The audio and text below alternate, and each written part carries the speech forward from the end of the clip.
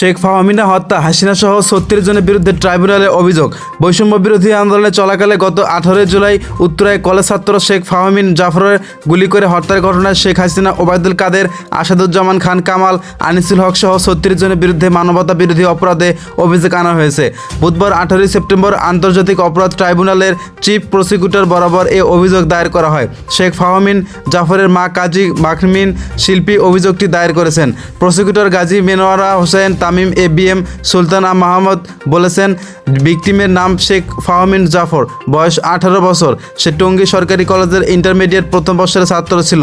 ঘটনার বিবরণ থেকে জানা যায়, ১৮ জুলাই সকালে মায়ের অনুমতি নিয়ে সে ছাত্র আন্দোলনে যায়। যাওয়ার সময় মাকে বলে যায়, শহীদ যদি হয় তবে তার মরদেহের জন্য ঘরে না নিয়ে গণভবনে নেওয়া হয় এবং আন্দোলনের সফলতা না পর্যন্ত তার মরদেহের জন্য ঘরে নিয়ে না আসা হয়। পরে ঢাকার সিক্রেট হাসপাতালে তার মরদেহ পাওয়া যায়। ফাহমিনের মামা ও মামি মরদেহ আনতে যায়। সেখানে গিয়ে তার মামা গুলিবিদ্ধ হয়। পরে মরদেহ দাফনের জন্য গোসল করাতে গেলে স্থানীয় মসজিদ কমিটি সেটিতে বাধা দেয়।